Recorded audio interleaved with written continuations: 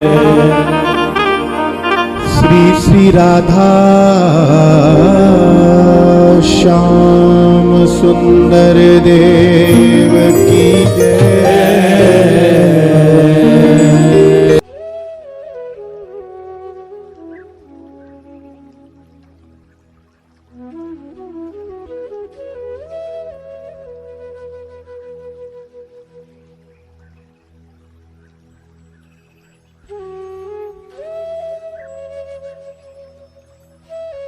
श्री श्यामानंद प्रभु 1578 ईस्वी के बसंत पंचमी को राधा जी के हृदय कमल से प्रकटित श्री श्याम सुंदर जी लाला जी विग्रह को प्राप्त होकर अपने भजन कुटीर में ही उनके सेवा में तल्लीन हो गए।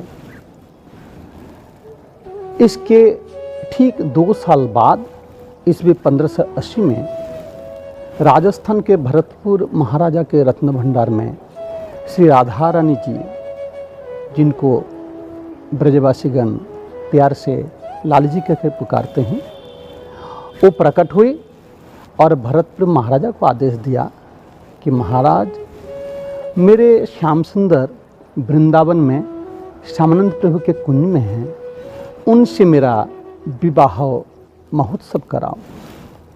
इधर श्याम सुंदर लाला जी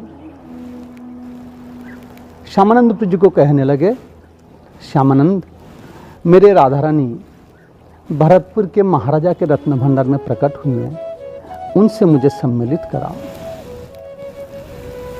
तो भरतपुर के महाराजा महारानी राजपुरोहित वृंदावन पधारे, आकर श्यामानंद प्रभु के भजन कुटीर में दर्शन किया श्री श्याम सुंदर लाला जी के।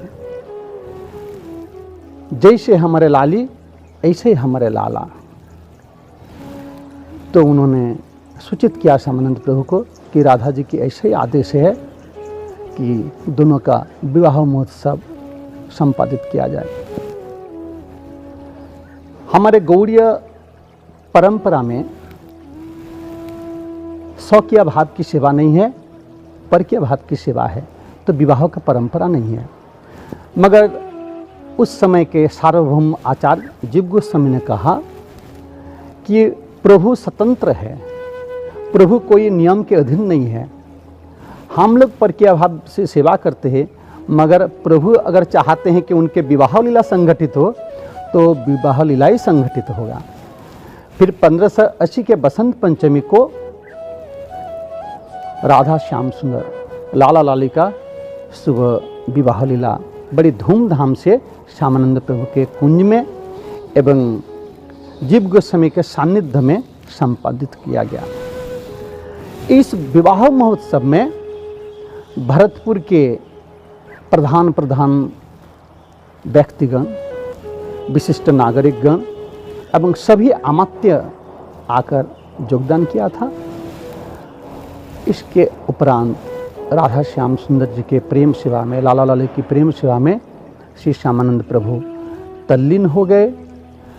जयपुर के महाराजा ने आकर यहाँ जब लाला लाली के दर्शन किया और सारे लीला कथा श्रवण किया, फिर उन्होंने राधा श्याम सुंदर के सेवा के लिए छठीकेरा गांव सेवा के लिए प्रदान किए।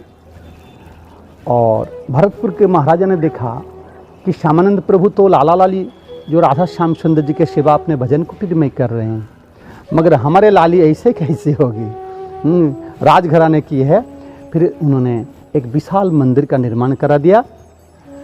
उसके पश्चात लाला लाली जो है भजन कुटीर से फिर नवनिर्मित मंदिर में विराजमान हो।